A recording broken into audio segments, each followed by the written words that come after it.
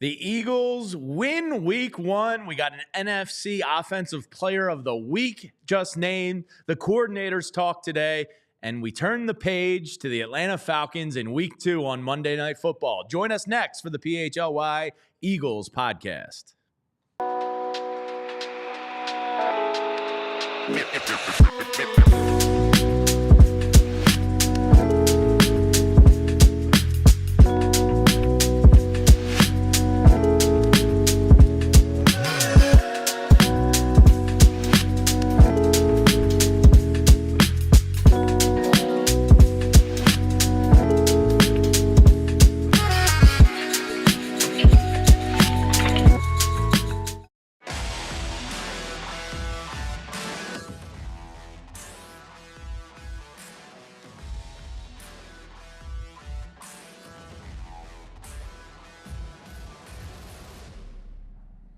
Hello, everyone, and welcome into a little bit of a different taste on the PHLY Eagles show. Jamie Lynch, Rich Hofmann in with you, and Julia, of course, producing the show as always. Rich, Zach, and Bo just worked too damn hard, and we wanted to bring the diehards and the good people 7 days a week of Eagles content. So me and you get the honor of filling in for the fellas on Wednesday now. Fran Duffy's going to be cranking out some great weekend content. We got pre- and post-game now with Vinny Curry, so we're humming on all cylinders. It's bird season, and this is our first official Wednesday show together. And, yes, this will be the Wednesday 2 o'clock show going forward. Honored to be doing it with you. It's going to be great, man. I think we have a nice mix, too, right? Because Fran there's nobody better at breaking down film. You were talking about watching the game with him. Oh, my God, his notes. Julia, did you see his notepad? It is insane. In post-game show, I was like, hey, offhand, do you happen to know how Hurts did against the blitz? And sure enough, like there's a whole column there, and he's like, my calculations are 6 of 8 against the blitz. And I was like, damn, dude, like his note taking was immaculate. Yeah, and then we have Zach. We got the Stone Cold Newsman. We have Bo filling in only the way Bo can. Only the way Bo can. I can't even describe that, but making me laugh primarily. Yes. Also, by the way, Bo is also like Fran too. I wonder if you're like this, even though you do the post-game show with us. Mm-hmm. The Eagles are the one team where, like you mentioned, Fran just rattling off blitz stats. I'll watch a game and I'm just so invested play to play the first time through that I basically black out. Yeah, I am very much more in your school of watching a game. Vinny got to experience. He was like, man, I'm excited to watch a game with you guys, which is really cool. And, you know, Bo is taking his notes and fairly serious, but, you know, has fun in between. Fran is like dialed the F in, you know, note taking, immaculate, replays, this and that. Vinny was Vinny. And then I'm over in the corner like, F yeah, touch it. You know, that A.J. Brown touchdown, I just like erupted. And I think Vinny's kind of looking at me like, who the hell is this guy? And I was like, oh, yeah, I'm the guy that drinks beers, and I'm kind of the fanalist here. We're much more on the same wavelength for that. Yeah. So we got you all covered here at PHLY. To everybody in the chat, welcome in. We appreciate you. Zach Berman is going to be joining us momentarily as Uncle Vic Fangio, probably high off of last night's Phillies win, spoke to the press today. And Kellen Moore also spoke. So we'll get the latest on that from Zach. But, Rich, I know you kind of had a unique viewing experience last Friday night. I was down at the Tradesman in Center City for our watch party and pregame show, came back here for postgame show. But you found yourself at a wedding watching the Birds game last week. Maybe we'll dive into that a little bit more. But how was that with the wedding Birds viewing experience mixed together? Very unique. And the groom, one of my best friends, is a diehard Eagles fan, watches every game. He's the type of guy, like you said, you're the guy yelling, drinking beers. He's the guy, like, I'm in a crowded, packed bar with him, and he's yelling so loud at the television when something is going wrong that the bar completely stops. So it was very ironic that it was on his wedding day. Of course, I mean, look, Roger Goodell trying to, hurry this whole Brazil game along, and it kind of, it was it was funny that happened. Yeah, it's funny though. Obviously, at a lot of wedding venues, there's not many TVs. No, yeah, not that's kind of the TVs. point. Yeah, that's the point. Like, you should be focused on talking to people. This huge life moment that's happening for these people, not a sports event, but it's certainly an interesting way to crowd react to it, because I would imagine most of the people in attendance were Birds fans. Yeah, and the thing is, now everybody can watch the game on their phones. Sure. So technology is a good thing. There was one moment I I did remember, like, I don't really remember a lot from the wedding, too. So it was a fun time. But I do remember Jalen Hurts rolling right, throws that terrible pick across his body. And it was funny. I went off the dance floor for a few minutes. Just, I'm like, man, the Eagles are driving. They could take, a 10-point lead here or whatever. So I'm watching it with my friend off the dance floor, and he throws that interception, one of the worst picks I've seen. It was bad. And we just quietly, he put his phone away, and we both went back to the dance wedding. floor. Yeah. So, of course, I got to let you know that we are presented by our friends over at Bet365. Find out why it's never ordinary at Bet365. And make sure you're keeping your eyes peeled this year. We're doing something really cool with PHLY. I myself get to create these parlay boosts. So look for those on the homepage each weekend. Their parlay boosts are tremendous. Rich, I made one last week. It was Saquon to score. It was A.J. Brown, 75-plus yards, and the Eagles to win the game. The good people at Bet365 boosted that baby up to plus 550, and we're 1-0 to start the year. So we had a winner there. If you followed along with us, make sure you're keeping your eyes peeled all season long for our custom PHLY boosts. You had a good year last year, too, right? I did. Jamie Winters over here. As long as I don't bet it myself and I just can look at it like for show purposes and give out some picks, it's pretty good. When I bet it myself, I start thinking too much and overcomplicate things. But that was a good way to start the year. Saquon Barkley, fresh off his NFC Player of the Week award. Unbelievable. Let's bring in our friend Zach Berman, who was down at the NovaCare earlier today because Uncle Vic Fangio and Kellen Moore spoke after an actual meaningful football game. Zach, let's start with Uncle Vic Fangio because, I think back on the game and I have to pinch myself a little bit. Was Zach Baun real? Did we really see that performance out of him? He was spectacular, and he was kind of one of the guys that Vic Fangio believed in, brought in, was a big reason why he's here. What did Vic Fangio have to say today? Yeah, he was real and he was spectacular with Zach Baun, right? I mean, now, Vic Fangio said that, and this is something he mentioned back during the summer, that he thought Zach Baun could play inside linebacker based on some of the things he saw on the Saints film. He wasn't used quite a bit there, but he was used. There were times based on the way the Saints played defense where he had to roll inside. And so it was a projection, and that's why there was skepticism on the outside. Vic Fangio said he wouldn't have put his life savings on it, but he thought he could do it, and he has been able to do it. So certainly Zach Baun was the standout in that game defensively for sure. I think today, though, the big story is the person next to Zach Baun, and that's, or I should say one of the big stories, and that's Nakobe Dean, because Nakobe Dean was obviously the starter with Devin White down, but he would have been the starter even if Devin White was up. If Devin White were healthy for that game, Nakobe Dean still would have been the starter. Nakobe Dean's the starter going forward. Nakobe Dean won that job during training camp, during the summer, according to Fangio. And so I don't want to say it's a change at linebacker because it was a competition, but it is different than we anticipated, let's say 2 weeks ago. Zach, I would say there were a lot of positives from that game, but one of the things people were disappointed about, I was too, was the pass rush. And, obviously there are the circumstances, right? That field, it felt like the sod father was back. And I think we need to at least point that out. Did Vic talk about the front today? He did. He talked about the front quite a bit, and in a few different ways. Their pass rush wasn't good enough, which he made clear about, right? But in addition to that, the Bryce Huff of this all is one of the more intriguing angles, one of the more intriguing storylines to come from week one. And so he, of course, for those who haven't seen the playing time or who did not hear Bo and me talk the past 2 days, Bryce Huff was fourth on the team among edge rushers in snaps. This is your $17 million a year edge rusher. You're really the prize of their offseason. Saquon's the biggest name. Bryce Huff was the prize of their offseason. For him to be fourth behind Brandon Graham, behind Nolan Smith, obviously behind Josh Sweat, that stands out. So you kind of get into this. So Nick Sirianni said the other day that it's really negligible, the difference. And I don't really think that's a great answer because he should be playing more than Brandon Graham. It's not that Brandon Graham only took one or two more. He should be playing more than Brandon Graham. Well, Vic Fangio said today that this is kind of the way it's shaking out right now. I asked Vic, what does Bryce Huff need to do to play more?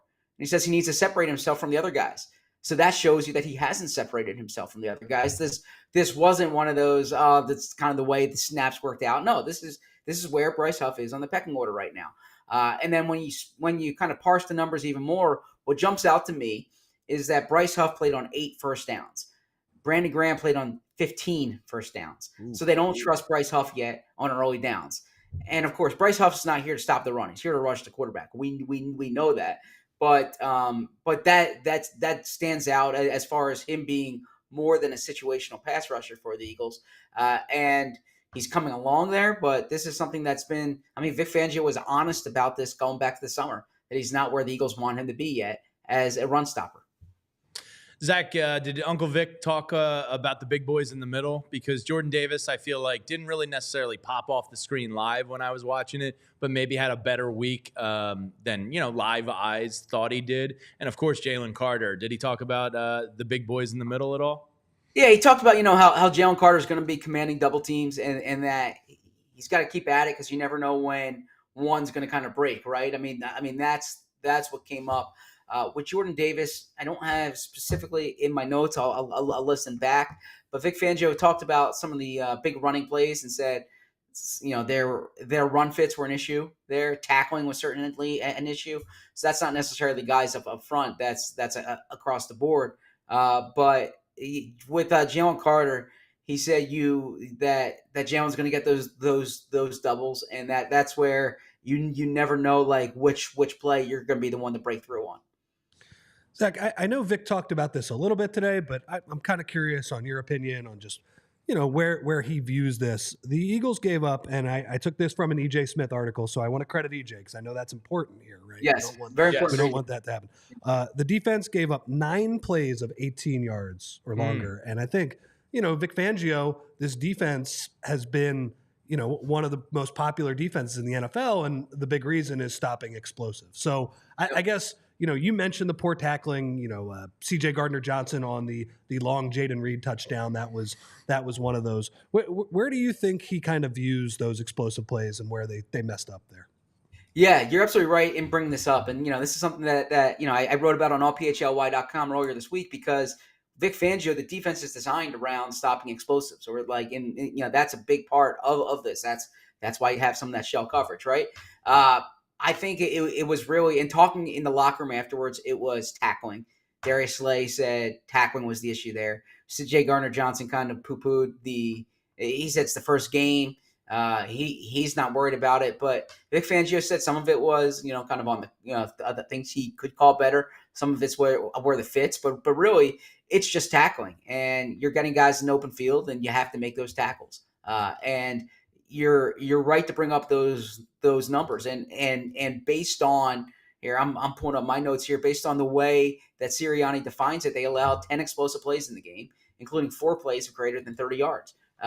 And I think that's the that to me that was the biggest blemish on the defense in the season opener, because explosives, the reason Nick Sirianni feels so strongly about it, the reason why this is a big part of Vic Fangio's defense. And I know there might be a drinking game for me, like bringing up Jonathan Gannon. But like the reason why Jonathan Gannon structured the defense the way he did is because games change with explosives. Like that 70-yard play that Jaden Reed had, that was the longest play against the Nick Sirianni defense, or against a team, against a defense since Nick Sirianni became the head coach. So that needs to be fixed. And I think that they'll work on tackling technique this week. I don't think they'll be tackling to the ground in practice, but they return to the practice field tomorrow. I imagine the pads will be on, and there will be a focus on tackling.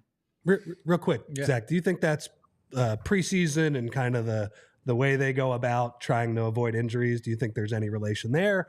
Or is it just kind of the first week in the field? It's a good question because the defense – a lot of those guys did, now Slay said to me a lot of them didn't play, and he's kind of talking about himself, Slay, but a lot of these other guys did play in the preseason, or at least some. But yeah, if you ask Vic Fangio, the way to improve tackling is to tackle, right? And the Eagles are that's not something the Eagles do during training camp. Zach, on the other side of the ball, obviously the Eagles won the game because they got some of those big explosive plays themselves. What was the takeaway from Kellen Moore today? Obviously, Saquon gets named the NFC Player of the Week. I'm sure he came up in his press conference. What was kind of the gist of Kellen today? Yeah, so this is kind of like I guess when the viewers and the fan and the audience and the fans say the beat writers are negative, yada yada yada. It's because when you have these coordinators, you're not often like, tell me how great it was they scored 34 points. It's like, why did Jalen Hurts throw the interceptions? What was wrong with the snaps? Right? Like a large percentage of the press conference was spent on like, all right, this is what went wrong. How do you fix it? Right? Not as much like. So I don't think the big play to AJ Brown. That wasn't the leading question. Yeah, I had to go through. But no, Saquon, obviously Saquon's game stood out, and he likes the way Saquon functions in this offense. This is going to be a big part of this. But the Mekhi, Becton, Cam Jurgens combination, it's what they expected, and they were eager to see it, and it's what they expected. DeVonta Smith in the slot, he played his highest percentage of snaps in the slot, and Kellen Moore really complimented like the spatial awareness, because when you're in the slot, obviously you have a nickel corner there, you have a safety over top, you have a linebacker to your right, or to your left. So there's like knowing space is so important there. But most of the time was spent on like, why did Jalen Hurts throw those interceptions, and what was wrong with Cam Jurgens' snaps, and so on and so forth.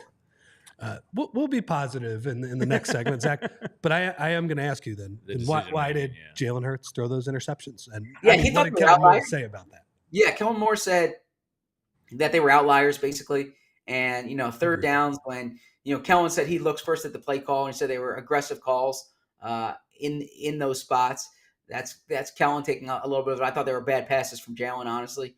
But I don't think now you could say, all right, well, the second down pass, that was almost a pick six that Jalen threw. That was probably worse than the interception, But yeah, he said that they were outliers and they were aggressive calls. Zach, the tush push, obviously a little bit of a new rule this year, new look to it. You got to be a yard behind the ball or whatever. Doesn't look like it's leaving the Eagles offense anytime soon. Some issues on the snap there. Did Kellen have any insight to the tush push and what went wrong in week one? Yeah, I think the footing was part of the issue there. And I think that did affect them. Kind of reading between the lines. The fumbles overall, so it sounds like operational stuff there, things that they need to clean up. And I wouldn't be too concerned about it. But yeah, as far as those brotherly shoves, I do think the footing on the field was a factor. And then I think that the key there was Saquon Barkley recovering it. And he kind of pointed that out because Saquon's job there is to push, right? So Saquon's going up there to push. And for him to have the awareness, see the ball on the ground, jumping on it, that was critical. Yeah. So did the guys get much into Falcons week 2 and what they're maybe focusing on this week? How much was there in look ahead conversation? Yeah, a question from both of them, really. And the Falcons, I watched that game back. I watched it in real time. And then I watched it back, and that Falcons defense played well against Pittsburgh. Now, Pittsburgh's offense wasn't much to write home about there, but that defense played well. And he said that Jimmy Lake's unit, part of that there it was their first time. Like they're like similar to the Eagles offense, that there was that element of surprise. There's the element of surprise with the Falcons. So there's going to be an adjustment. But the Falcons, of course, they get Judon, they sign Simmons, they have Jesse Bates, they AJ Terrell on the outside.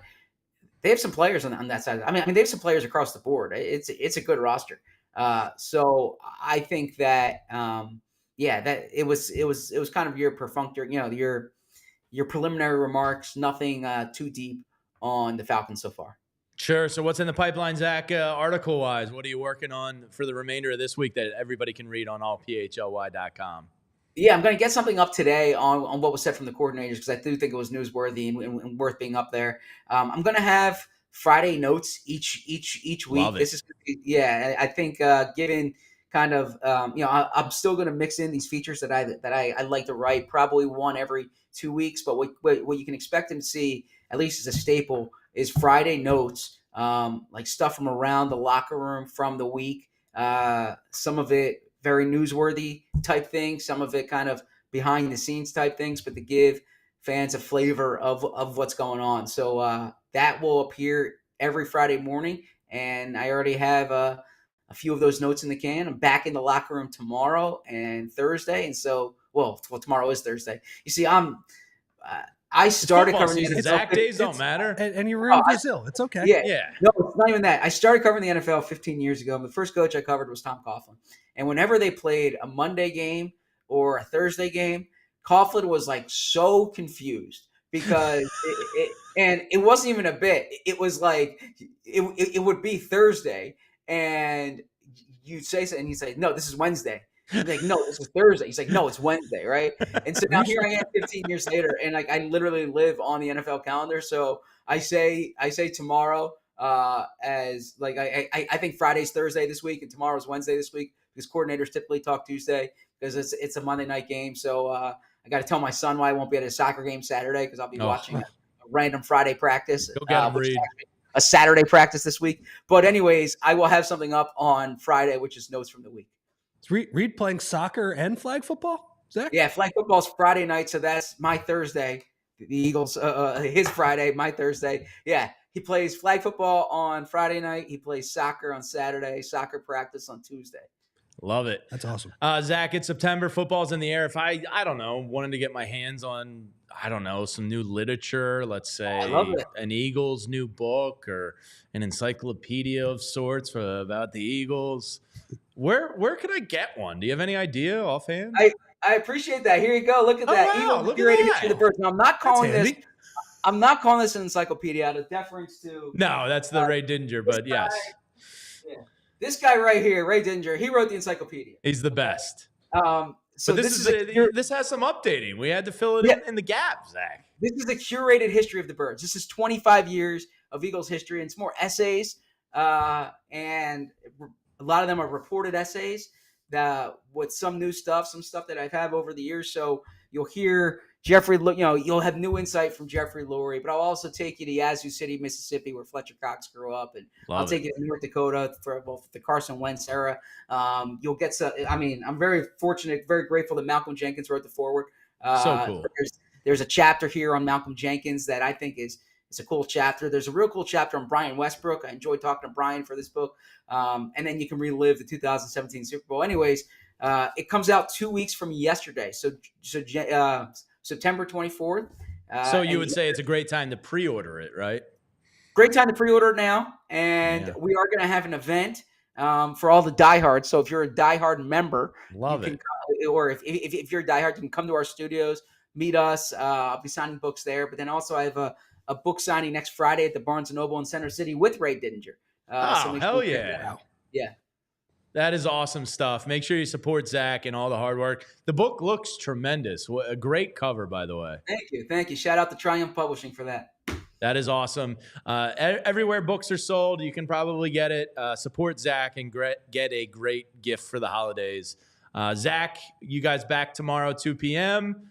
Rich and I will keep the seats warm for you today, but enjoy the rest of the day. Appreciate it. Good talking to you guys. All right, there he is. Zach Berman chiming in after the coordinators talk down at the NovaCare today. Let's take care of some business real quick, and then we'll continue on with the program. I got to tell you about one of the absolute monsters in advertising because everybody knows the name and the jingle, and that's because Empire Today has stood the test of time. Empire Today. Just go to empiretoday.com/PHLY for $350 off new floors. And here's the beautiful thing about Empire Today. You get shop at home convenience. It's 2024. Who the hell likes going to big box stores where you can't find people, you can't find answers? Everybody wants that shop at home convenience. And now Empire Today will come right to your house, and they have a virtual floor designer that will show you what their new floors look like in your home right there with your walls, your roof, your furniture. You'll get a look at what it's going to do for you. And their philosophy at Empire Today is simple. They're not going to beat you over the head with hundreds of samples of things that you might just feel overwhelmed and you can't make a decision. The people at Empire are going to recommend things that they would put in their own house. They're going to listen to you, come up with a game plan, and give you a manageable amount of ideas and samples and show you what it looks like right there in your own house.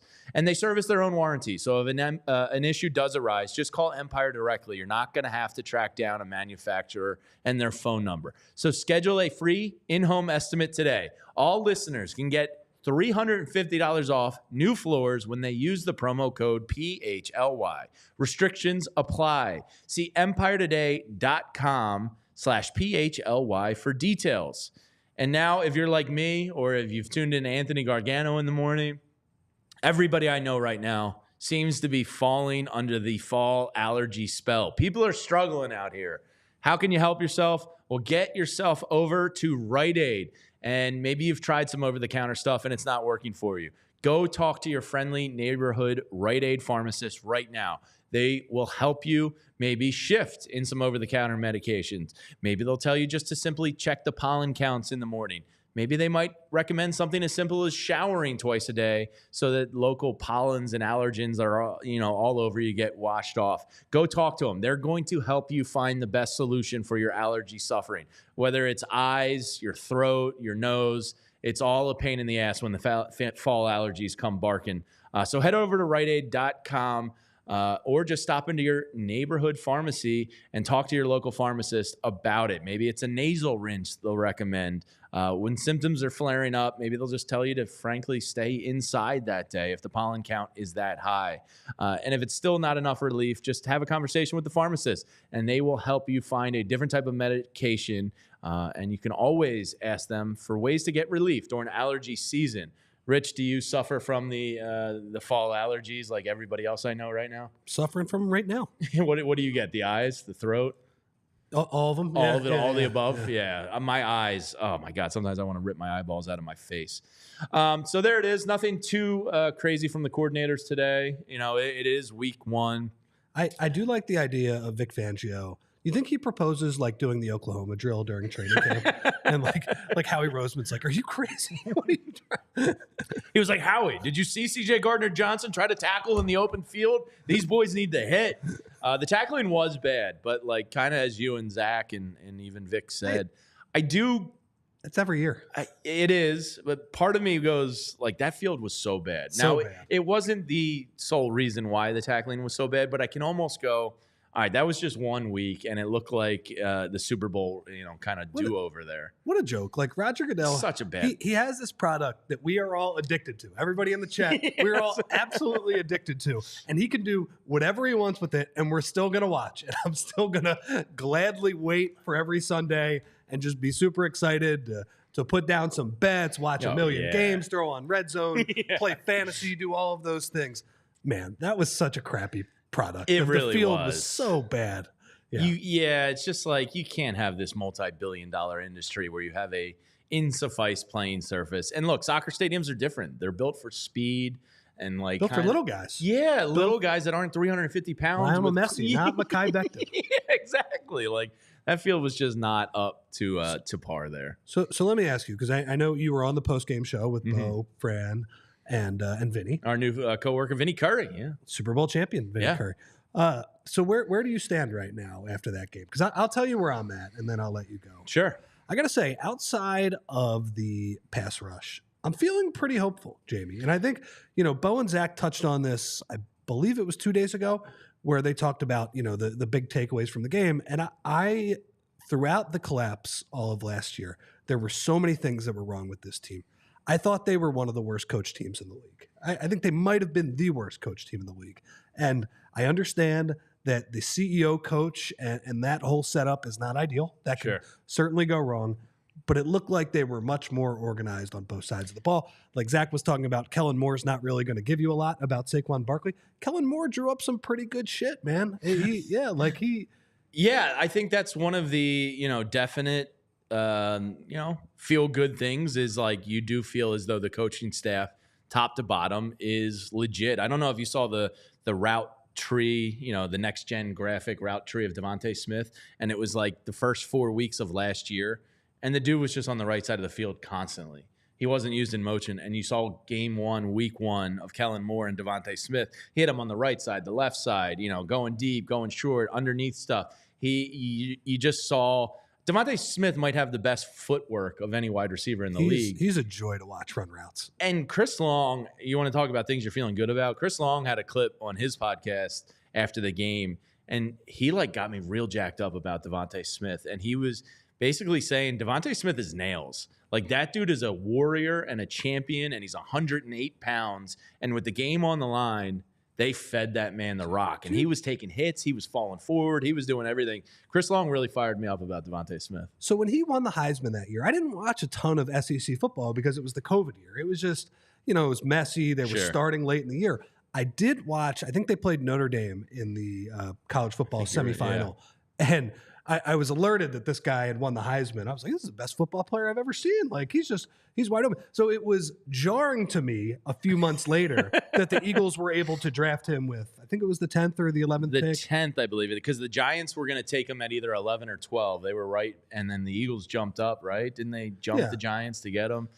And Giants fans lost their minds. It was great. And one of the big knocks on him at that point was just he's so skinny. Size, how much can he hold up in the NFL? And it just feels like obviously he's played a ton of games in his career so far. Really hasn't missed a ton of time. He hasn't missed anything. Yeah. But it goes with not only does he make those contested catches where he looks like he's like 6'4" Megatron jumping over somebody, which is an amazing skill set. Not only does he run those great routes, which I think we knew. I think everybody, even his critics, would have given him credit for that coming into the league. Absolutely. But it's like you said, nails is the perfect word. I wrote about it in the newsletter the other day. Nails is the exact word I would use. Some of the catches he made on that 4-minute offense drive at the end of and they needed that. I mean, that was the game. Like he was willing to get popped on those plays. And he's been doing that for a lot of his career. So DeVonta was awesome. I mean, it's funny that we're talking about DeVonta because AJ, again, a monster, made Jair Alexander look like he was like this big and slow. It was such an impressive couple of plays from him, but just the critical moments. They went to DeVonta. And it's like you said, like this is where I feel hopeful, right? Yeah. Is that they have those two guys and they have Saquon Barkley, who looked like he had all of the juice. It was a juice overload. Yeah. I mean, I kept having to remind myself that Zach Bond and Saquon Barkley's games were real. I almost couldn't believe that Zach Bond was doing what he's doing, but Saquon, I mean, Zach talked about it too. Jumping on that fumble there on the botch tush push snap, that saved the game too. You want to talk on the inverse of feeling good, and AJ is just ridiculous. DeVonta is ridiculous, and Saquon, Jalen Hurts has toys upon toys. The negative, I was with my friend Bob Cooney at the Phillies game last night, and he was with his son Kyle, who I know, and he said, "What was your overwhelming takeaway week 1?" And I kind of said, frankly, they were in a way lucky to win the game. Not to be a pessimistic guy, but that turnover by Jalen Hurts was one of the worst decisions I've seen from a quarterback because a field goal there essentially iced the game. There's one thing you can't do there, and that was throw that pick. Just throw the ball away. I don't know what he was looking at. So, if you're talking about concern, that was a major decision that kind of haunted me for a couple days. That's why me and my buddy sadly walked onto the dance floor, and I forget what song was on. but yeah, it was a brutal throw in that spot, and of course, everybody saw the score, right? Just go up 8, right? Yeah, that's the easy thing. Those were terrible throws. Now, I will say, that's part of the reason I feel hopeful because I think those are uncharacteristic mistakes for Hurts. I think it's almost karma for how much was made of the didn't throw an interception for 3 weeks during training camp. Doesn't matter. Training camp just does not matter. But he doesn't usually make those type of throws. No, typically right? not. Right. And I think for that game, it's fair to ding him and say, he did a lot of great things, but those mistakes are such killers that in that specific game, I think you can dock him a lot of points. Man, that was not good just enough. Can't happen. You can't do that. But I am hopeful moving forward because of the stuff he did against the blitz. He looked good. Like Kellen Moore, he mentioned it in his press conference today. I loved now Jeff Hafley, the new Packers coordinator, not giving him 1-0 blitz the entire game. Come on, man. Like, you don't want to just like test it out. I know that the Eagles were probably ready for it, but it was a lot of 5-man pressures. And on one of those, though, he did a great job getting the ball to Jalen Hurts. I know as fans, we always get mad for Sam Bradford, short of the sticks. How dare you throw it? That was short of the sticks, but it was in a great spot because A.J. Brown one-on-one against Jair Alexander with like legit separation. And Kellen Moore said, like, that's a coaching point, right? If we can get A.J. in that spot, it's good to throw short of the sticks. He's going to make that guy miss. Sure. And a lot of times that'll be a huge play because he's there. So I really liked what Jalen did on the 4-minute drive at the end of the game. Absolutely. I thought Bo made an awesome point earlier this week too. That Jalen his arm strength is such a weird thing because it feels like it's so lower body driven. Where when he can get his feet set, we talk about how much he squats on those tush pushes, but really I think it shows up when his feet are set and he just has so much power from that lower body. The touch on his deep throws are beautiful. They're beautiful when his feet are set. I mean, like the throw to AJ on the 70-yard touchdown, whatever, that big play, and then the throw to Saquon on the wheel route in the end zone. I thought that was the best ball of the game. Those were really that was nice a beautiful throws, ball. right? And yeah, I get it. Like those are the type of throws that high-level NFL quarterbacks need to make, right? Those are the ones where if you miss them, the announcer's like, man, Jalen Hurts is going to want those back. But he makes those throws a lot. So I was really encouraged by that. But as Bo said, man, like when he starts scrambling to his right and he does not have that lower body kind of base, you can tell like he's a little more erratic. He's not the Josh Allen or Mahomes type where he can just fling it with his right arm and generate the power. Anyway, though, I like the fact that it seemed like he was very good with the motion, that there were easy throws for him.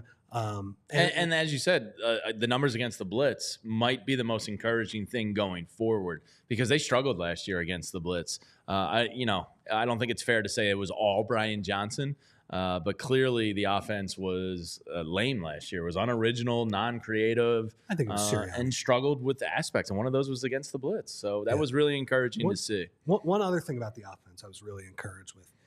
Cam Jurgens and Mekhi Becton were awesome in that game. There's been a lot of, the film grinders putting out the film. Like there were a couple of those combo blocks where, Jurgens getting to the second level. And some of those plays are that Saquon makes a great jump cut in the hole and makes the linebacker miss.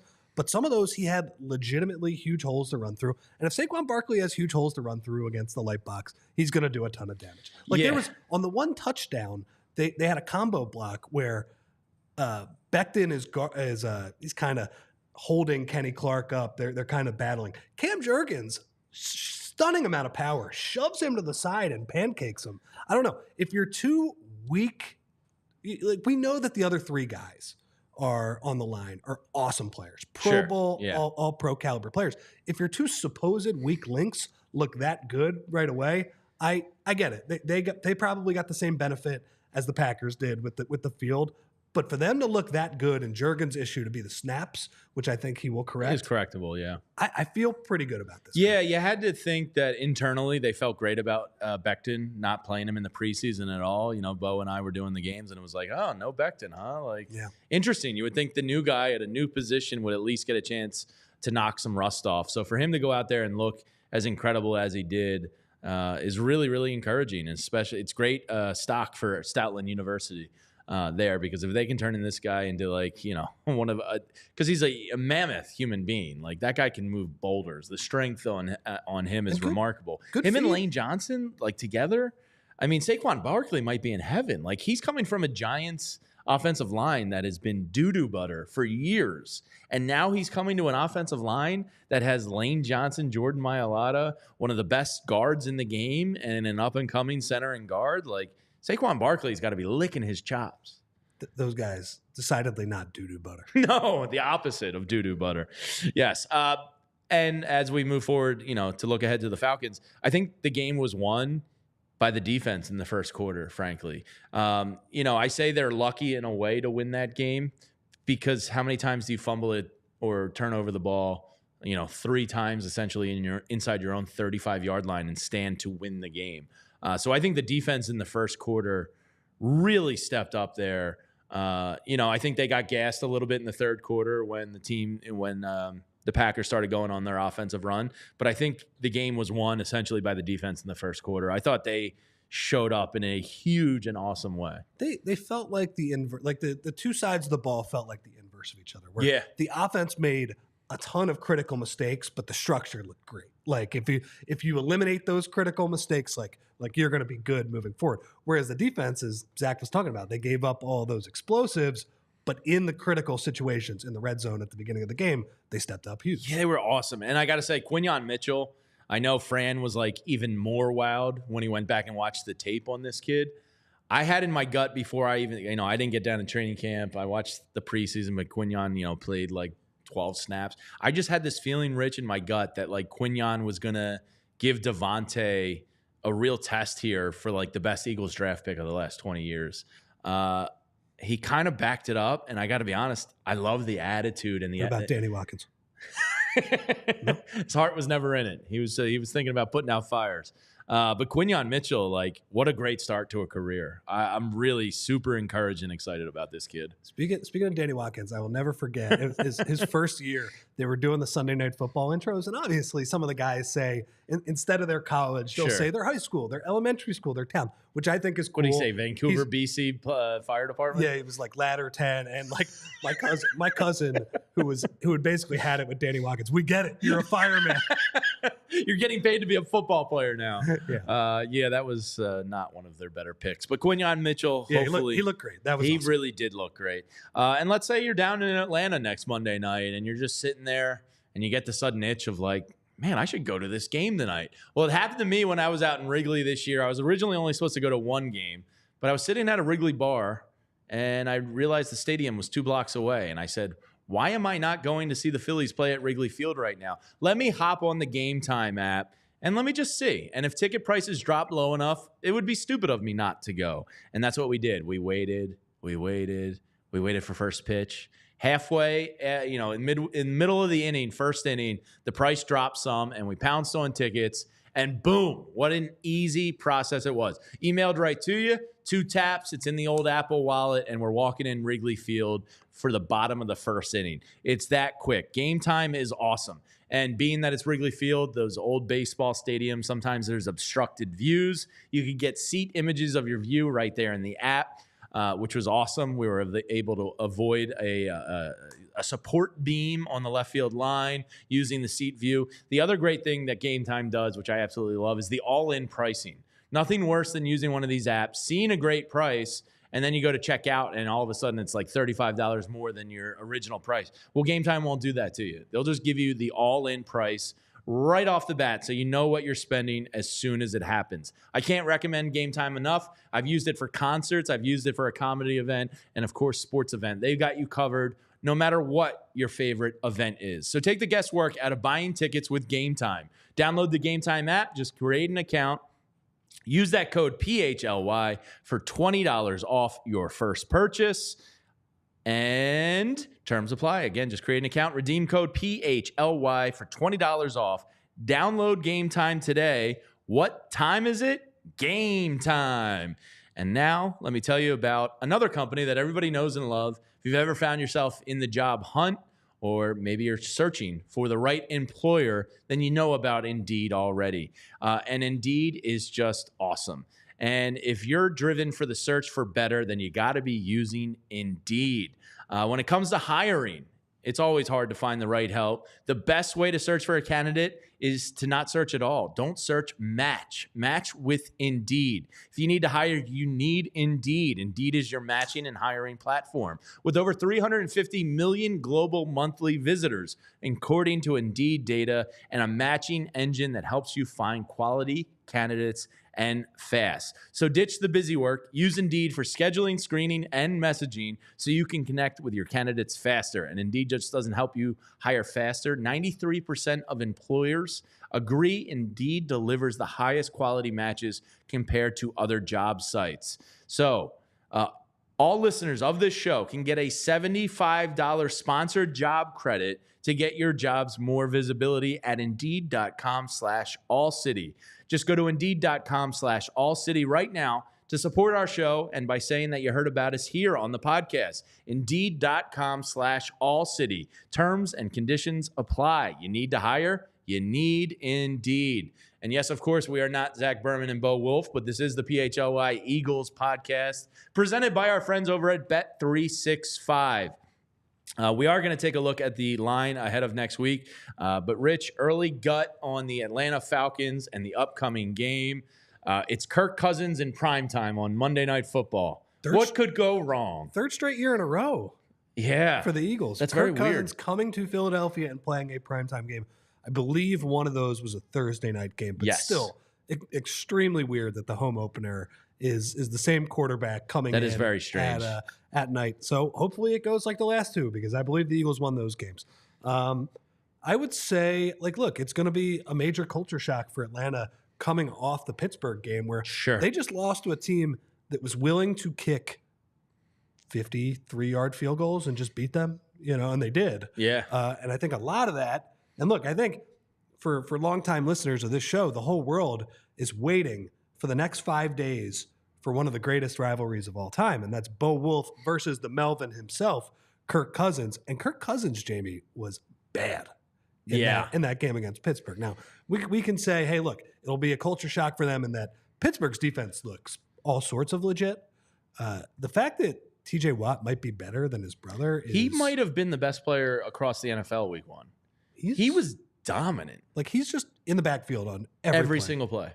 It's wild. I know he's been banged up a little bit over the past couple of years, but man, that guy is... I actually took one of the Bet365 odd boosts last week on the homepage. There was Najee Harris over 25 yards and TJ Watt to get 1 sack. And I'm sitting there, and it was just boosted to plus 125. And I was like, this is kind of free money because TJ Watt's just all over the place.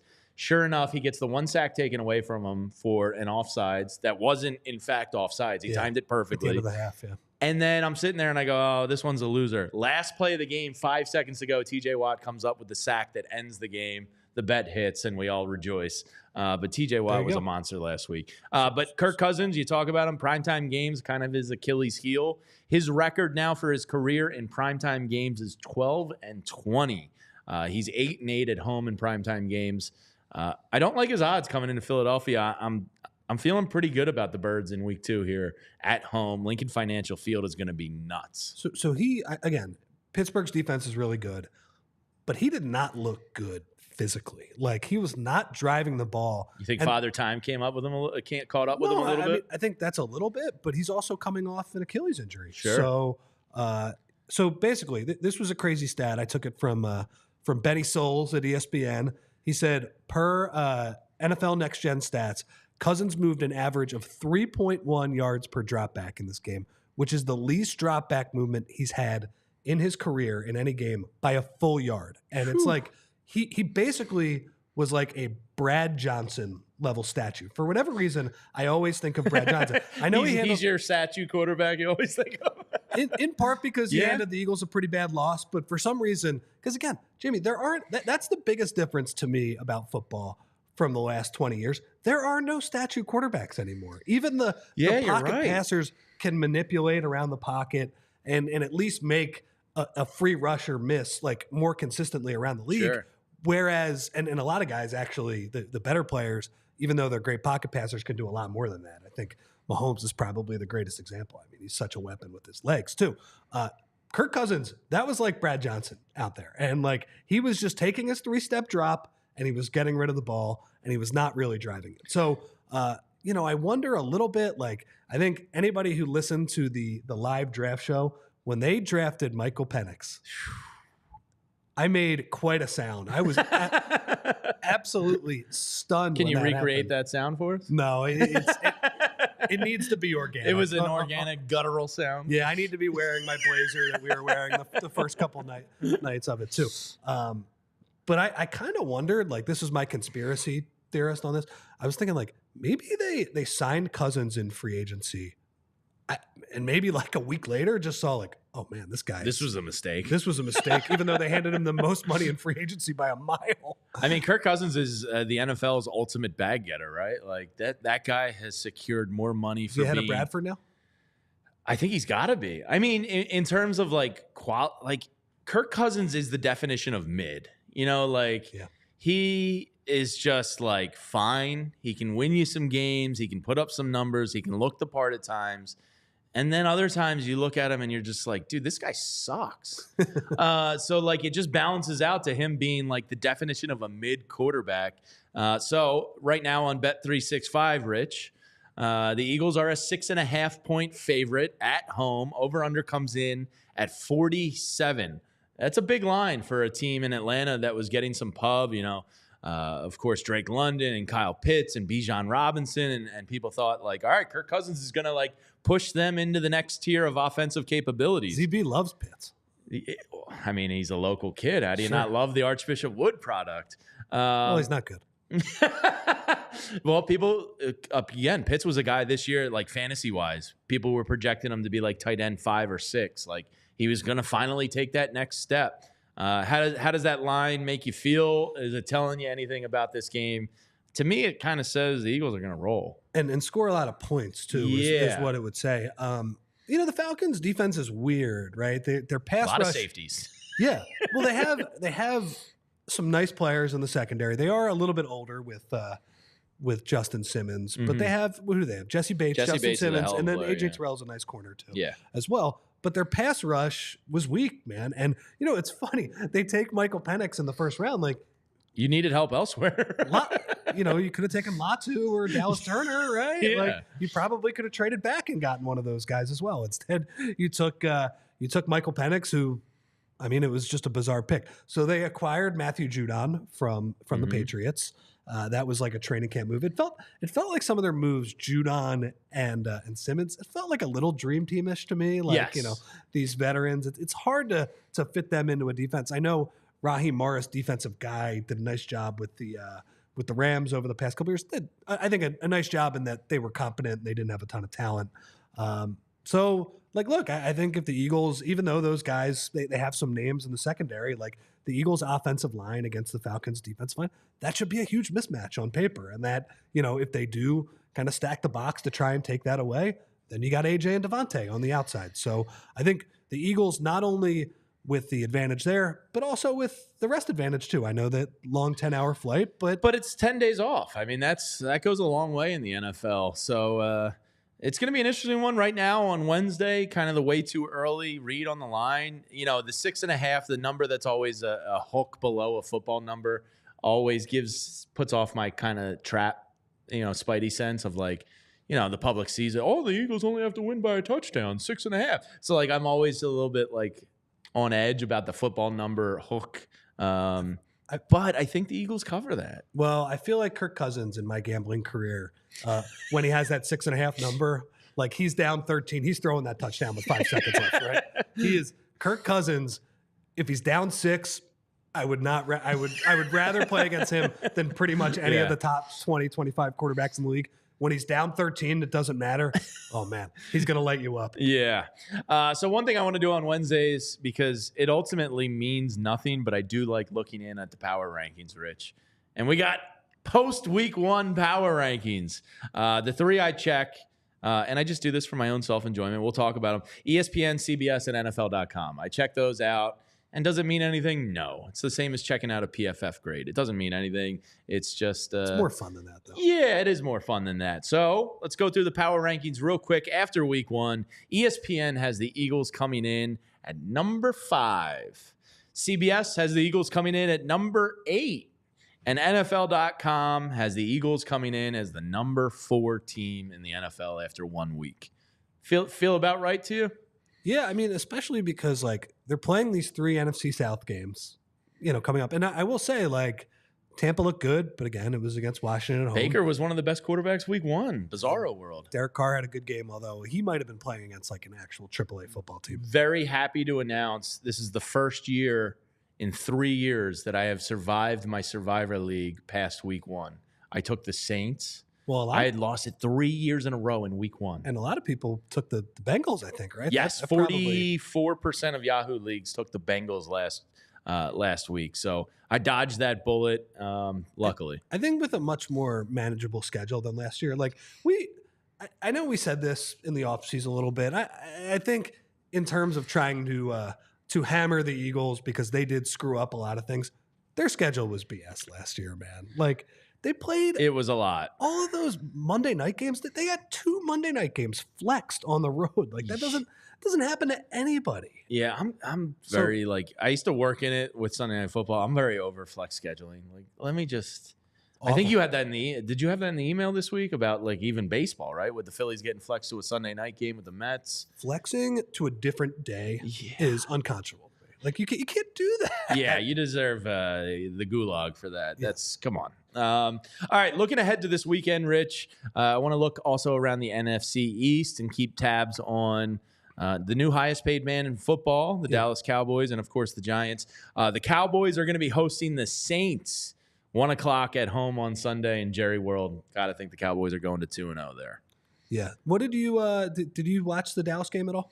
I did. The Browns game. Did you listen to Tom Brady? I didn't. So we were out. And So I meant to ask you about this actually, because the game was on mute. We had my cousin and friends over, and all the kids were around, and we weren't really listening. We were outside, kind of drinking beers and watching, not really listening. Brady was that awkward. He was terrible. Really? Yeah. And I mean, people give him the benefit of the doubt, like, oh, he's going to work hard and he's going to be good at it. Man, they're paying him $37.5 million and Greg per Olsen year. is awesome. He's really good. And they just kicked him to the curb. They had him call the Falcons game. And it's like, man, what a ridiculous hire. And that, you have no idea if this guy's going to be good. Blind, and he's apparently not very good. And maybe he'll get better. But yeah, he was not very good. What did you think of the Cowboys in that game? Hard to tell because the Browns were so bad. So bad. So bad. Deshaun Watson, just go to hell, dude. Now he's getting sued again. It's just it's a supremely talented team that's easy to root against. So I don't know. He just looked bad. And I know Kevin Stefanski after the game said, his shoulders getting there. I'm not really worried about it. I'm like, well, you should be, because for some reason you guys gave the most money in NFL history at the time to him, and he looks cooked. I feel bad. Kevin Stefanski, I think, is a good coach. And yes, very good coach. He got Joe Flacco to play really good football down the stretch last year. Joe Flacco was eating ice cream on his couch too. He had no business leading a team to the playoffs. And Deshaun Watson, not only is he terrible, not only does he have all of that guaranteed money. Did you see the dead cap hit is over $100 million next year? He cost them their last 3 first-round picks, man. Unbelievable. That adds up. The fact that their defense is so good, despite the fact that they have not had a first-round pick to replenish the talent pool it's crazy. What do you think was a worse trade? The Deshaun Watson deal or the Bryce Young deal? And let's take out the moral reasons, because I think when you add those in, Deshaun Watson is certainly a worse trade. Watson or who? Or the Bryce Young trade for the number 1 pick that Caleb Williams comes back the next year. Oof. Take out the moral reasons, because I think Deshaun Watson is worse. Bryce Young clearly a better person than Deshaun Watson. Bryce Young, if he was good, you wouldn't feel conflicted rooting for him. I was proud of myself on the radio at the time. I was like, I think you're absolutely nuts if you don't take C.J. Stroud over Bryce Young. I'm a bit of a sizist when it comes to quarterbacks. There's a reason there's only one Drew Brees in NFL history. Small hands, Kenny Pickett. Yeah. When that guy comes in with gloves and his doll hands, you just don't feel good about. He's like the opposite of man hands from Seinfeld. He's getting songs written about him by Mount Joy. I would say if part of me wants to reserve an answer until I see what Caleb Williams is, because if Caleb Williams becomes what people think he can become, I think the Bryce Young is almost worse. Right? Because if he becomes the next Mahomes, that's the holy grail. That's what every GM and team and organization is fighting and working for. So I don't think the Browns had anything that was close to like a top pick given up in that. Yeah, right? I mean, 3 first-round picks is a lot, but the first-round pick when you knew number 1 overall, and when you knew it was a great quarterback draft. We'll see. I mean, Caleb Williams didn't have a great game. No, either, he didn't. But he's got a lot of talent. I think there's a chance he's going to be pretty Yeah, good. so I would say right now the Browns was worse, but a year from now, if Caleb Williams looks like the real deal Holyfield, then I would say then the Bryce Young move is probably worse. And if you're talking morally, the Browns one is worse too, because we knew Sure. Deshaun Watson, terrible guy. Yeah, and they guaranteed him, as you said, like an obscene amount of money, which was just absolutely crazy. The other NFC East game this weekend is a pretty gross game. The Giants and Commanders, week 2, getting underway. Daniel Jones is absolutely terrible. Really depressing times in New York Giants land. All right, that's going to do it for us here. To all the people on Roku viewing, we appreciate you. To Zach Berman on his technically off day, which is not an off day for the hardest working man in showbiz. It really is. Thanks to him for hopping on. Make sure you check out Zach's book, available, coming out in 2 weeks. We're all super pumped for him. To Julia behind the scenes producing, thank you. To everybody that checked out Wednesday show here during the Eagles season, every Wednesday, 2 o'clock, we'll be right here. Got you covered. Thanks for hanging out with us today. Go Birds, and we'll see you next week. We all silly like the mayor.